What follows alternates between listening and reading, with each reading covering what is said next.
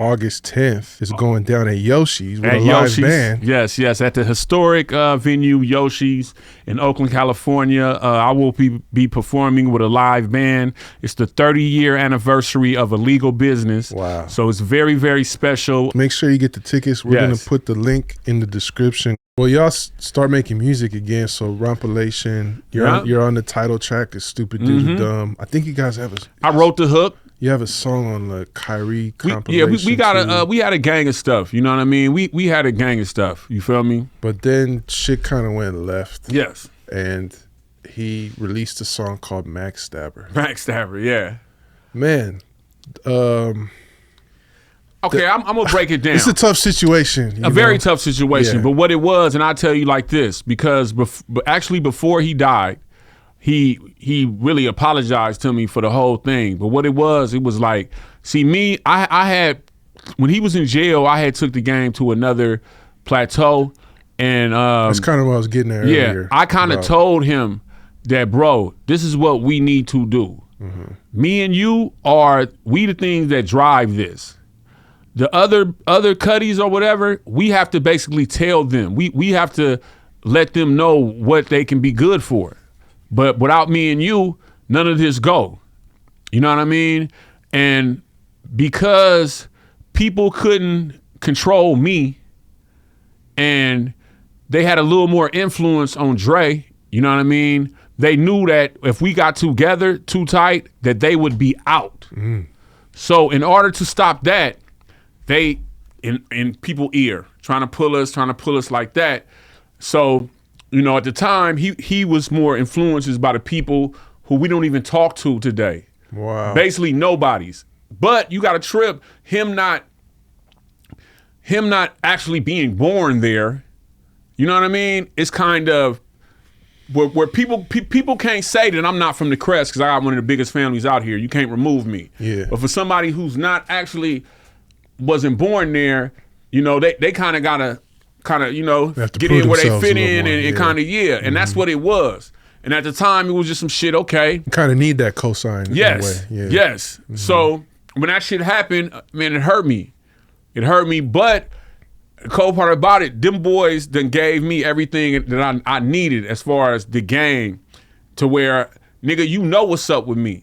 You know how I'm finna stand on my business, nigga, and I'm not gonna trip and I'm gonna do my thing. So if you gotta be over here, I'm gonna be over to here. It you know, besides the hater motherfuckers, it didn't split up the hood because people knew that it was just some rap shit. It wasn't no real shit. Cause when I heard the song, I go to the Crest, and because if you from my neighborhood, if some shit happened, you gotta go to Gateway and Sawyer Street, see about it.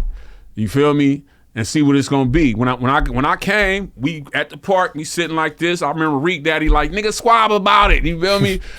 And may he rest in peace. And I'm sitting there like, you know, I'm hurt as fuck, but I'm looking at him like, nigga, what is it? You feel me? Politics came, niggas was on some apologize shit, whatever. I'm like, nigga, it is what it is, man. You do you, I'ma do me. That shit ain't stopping nothing with me. You feel me? And that's how we kind of carried it until, like, you know, we had Miami and everybody. We would ask about each other, but it'd still be like, man, fuck that nigga. Oh, man, fuck that. You know what I mean? But it's still, he all right? He doing cool? Oh, he got hoes now? Oh, he got hoes? You know what I mean? We was just checking up on each other and shit. And then we had actually got together when Jay Diggs came home. Right.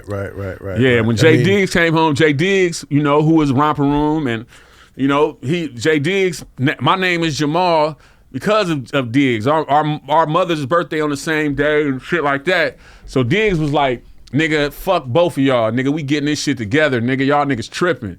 And Diggs had a party. He got us out on the boat. And it was a whole party going on. Me and him got out. We discussed what we was gonna discuss and moved on from there and never looked back.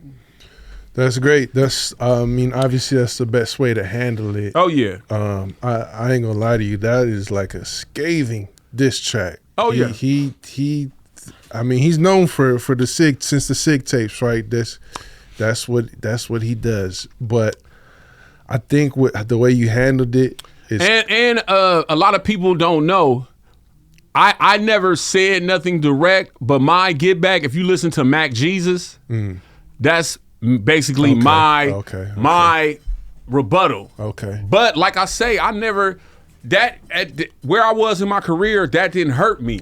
You were at a different level. And it couldn't hurt me. So instead of being like blah blah blah, I made Mac Jesus. So when you hear this, you're gonna know who I'm talking about. Right. I don't need all this, right? I'm good, but you're gonna know who I'm talking about. That's the chestnut checkers type of way to handle that situation. And that's basically what it was. You know what I mean? But because it really like, you know.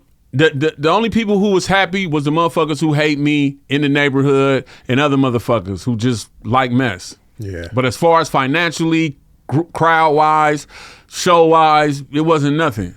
And it was a play. If that shit if it would have worked, motherfuckers would have went with it. Yeah. But since it didn't work, it was brushed up under the motherfucking carpet. You know what I mean? Right. Wow. Yeah. I never heard your response to that. Because it was one of those things, if you listen to it now, you'll be like, oh. But it was one of them things where, nigga, I just want you to know. Yeah. I mean, that's the thing is like, this is also why I bring it up so people can learn from it. Like, you're never supposed to punch down. And that's what basically. If someone's not on your level, you're not supposed to elevate them by going down to their level and making them seem like they're a bigger threat.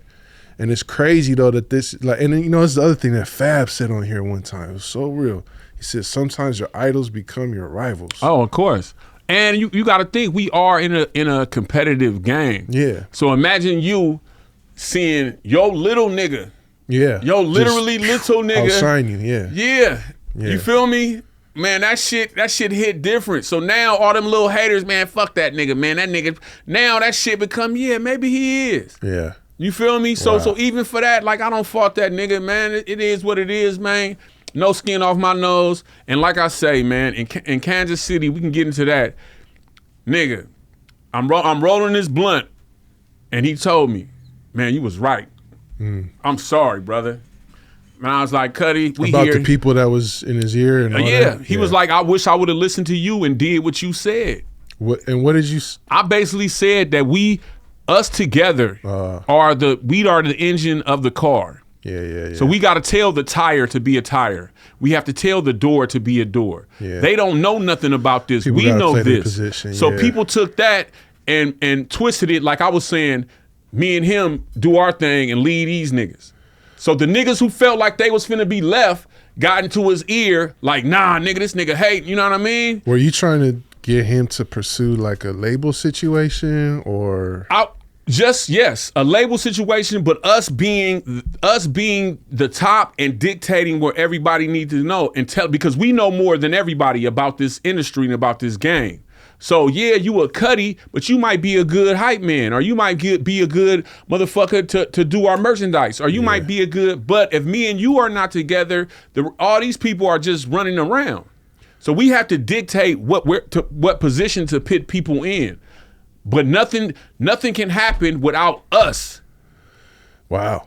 That probably would have been a good move. Man, you know what I mean? But it wouldn't have been a good move if you a motherfucker on the outside. Yeah. Well, that's your position. And your whole thing is, man, if I'm not with this dude or if I don't got a position, then I'm gone. Man, we got to separate these niggas because I know I got more influence on him than I do him. And if they together, then my influence would be nullified. Right. Yeah, it's divided. You feel me? Yeah, and that's basically what it was. But that shit didn't stop shit.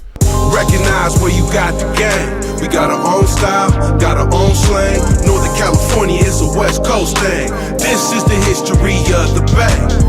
Recognize where you got the game. We got our own style, got our own slang. Northern California is a West Coast thing. This is the history of the Bay.